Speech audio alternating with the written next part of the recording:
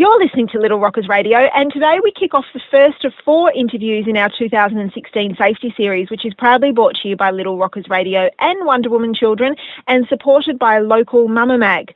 This week we're kicking off with our first topic, which is road safety, and we're chatting to our resident first aid and safety expert, Natalie from Wonder Woman Children. Hi Natalie, how are you? I'm well, Sarah. How are you going? I'm really well, thank you. Now, we've got to be quick because there's so much to talk about with road safety, and we'll try and cover as much as we can in today's interview. However, I wanted to say up front that you can visit the littlerockersradio.com.au website, and we'll have links and more information out to your site, Natalie, and all the other sites that we talk about today. So to start off with, when we talk about road safety, there's obviously a few areas. Is at home, in the driveways, pedestrian safety, on the road, in the car. We could probably add bikes as well. Absolutely. At home, one child, often a toddler, is run over in their driveway every week in Australia, which is a terrible statistic. Yeah, it's absolutely amazing to hear that statistic, and it is absolutely true that that's the case. Starting at home is probably the most wise idea because you're right, it is such a broad subject that people don't often know where to start. In regards to that statistic, we try to raise awareness about having appropriate play areas in your home, and I'm sure we all have memories of hanging out the front of the street or the driveway waiting for our family members to arrive. Often in Australian homes, our play area in the front is combined with the driveway, so the first thing they always recommend is making sure your driveway is separate somehow. So whether that's got to do with fencing or educating your child not to go onto the driveway, it's just making sure those areas are safe in your home. I don't think it's always that easy though, is it? So what happens if they are together? Do you don't let your children play out there, or you just really educate? It'd be about supervision. So if you did have your children playing at the front and it was a nice play area from the play, but it was joined onto the driveway, you would probably make sure that you're supervising them a lot closely than you would otherwise. It's also making sure that within the family you guys are aware and have the education of what to do in regards to driveway safety. So making sure that you do visual checks when you're reversing out of the driveway. Make sure the children are aware that maybe they wait on the front step to wave goodbye to grandma rather than standing next to the car, and just making sure that they're not walking behind parked cars. So it's all about education if you do have that to be the circumstance in your home. Now, with pedestrian safety, I quite often wonder this myself. My children are 9 and 7. At what age do we not need to supervise our children quite as closely as what we have been?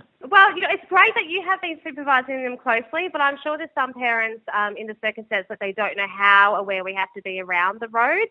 Obviously, it's dependent on what area you live in or where you are. I know sometimes I've certainly thought, oh, no, I probably should have held their hand in that position, or, making sure they're safe with me in the car park. Pedestrian safety really, again, is about education, and it's not about age.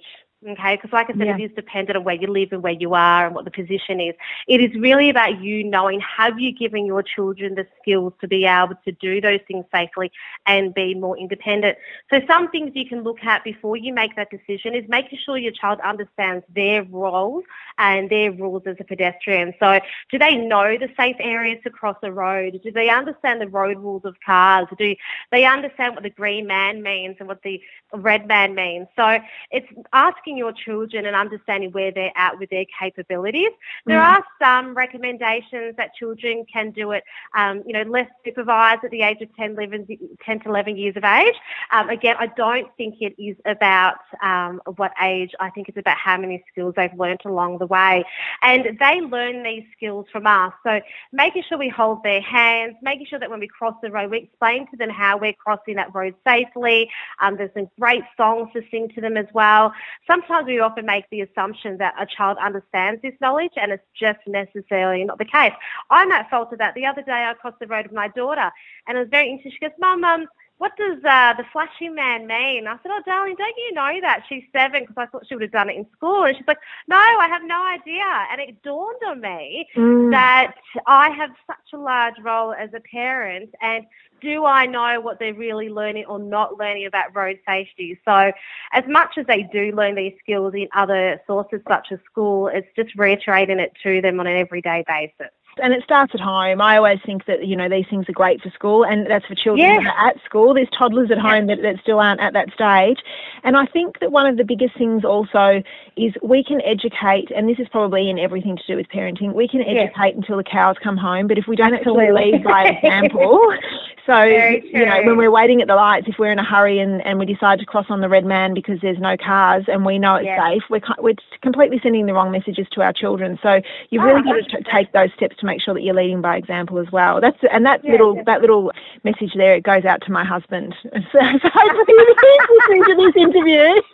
No, you don't know what you mean. No, but it is, sometimes it's hard. We lead by example in many ways, and in the end, us parents are still human. So there's certainly days that we're rushed and we're stressed to get to this and stressed to get to that. So look, we're all at fault in our time. The whole point of these safety series isn't to sit there and drill at people. It is really about just making sure we think about it. The more we think about it, the better we're going to be in these processes. And currently, children don't gain independence till a lot later in their life. And one part of our Buddy First Aid series is being able to teach parents how to bring up these conversations and how to improve the independence of children. So, it's an interesting subject, isn't it? It is, and we could keep waffling on forever. Finally, just quickly, safety in cars or once you're on the road, and obviously for our children in cars, that comes to child car restraints. Can you run us through some of the basics of what's needed for what age groups?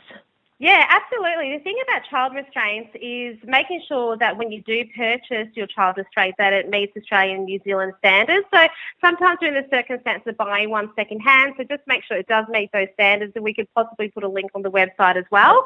Also make sure that you look at your different states for different regulations, because sometimes that may change. We do have some general national rules, and I'll just run through them very, very briefly. Any child under the age of 6 months must be in a rearward-facing restraint, which is properly fitted. So as much as most of us people use restraints, it's making sure that they're fitted properly, which is where we may fall out a little bit. Keeping them facing rear ways is better, and it's more safe for them in that position. So the longer we keep them in that position, the better for them, okay? We don't change their car seat unless they've grown out of it. So it's not for convenience, it's not so they have a better view.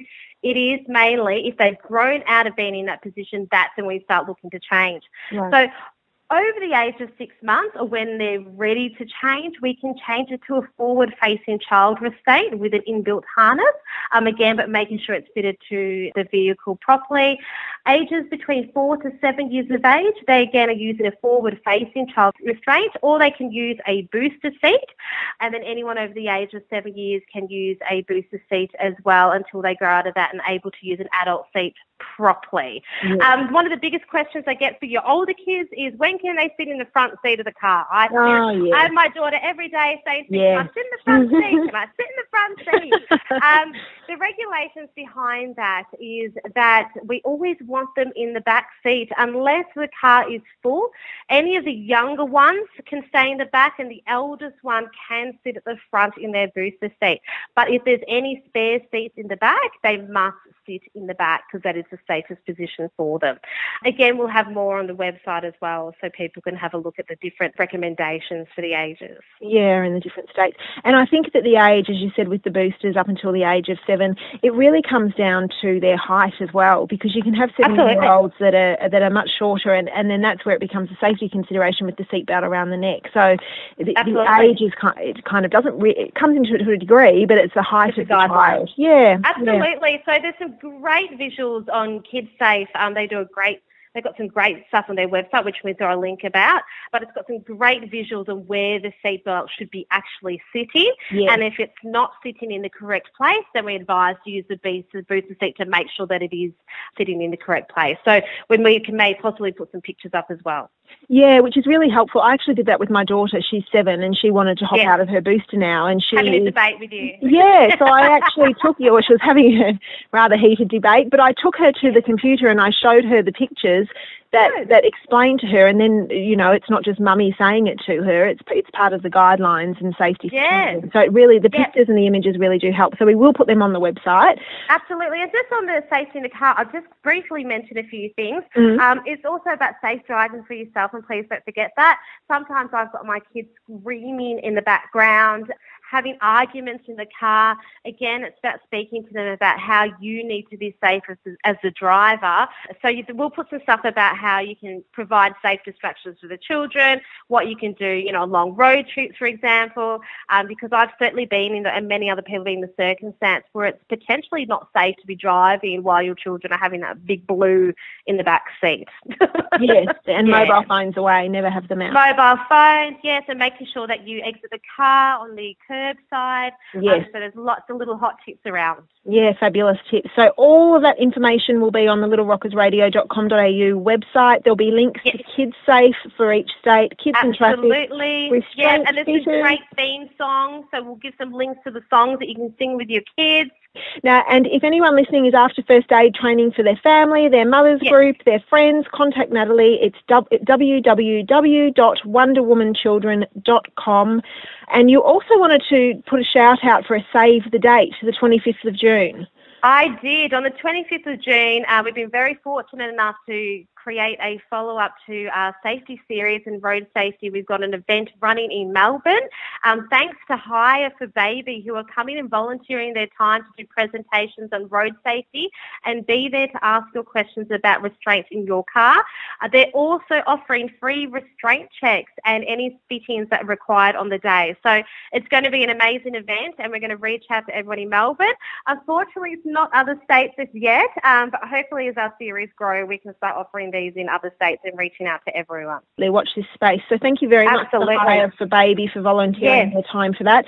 Now, for people who want to find out more information about the date, the 25th of June, or who want to make sure they don't miss out on the next topics in our safety series, on the Little Rockers Radio website there is subscribe to the newsletter, and we will keep you up to date on everything that's happening with our events around first aid and our safety series, as well as everything else that's happening in the world of our interviews in Little Rockers Radio. Thank you for joining us today, Natalie. Thank you for having me again. Yes, it's been great to chat to you again. It's been too long. We're ready to rock. Ready to rock for a few more safety series, absolutely. So we'll catch up again on our second topic, which is burns, and we'll chat to you then. Thank you. Thanks for listening to Little Rockers Radio.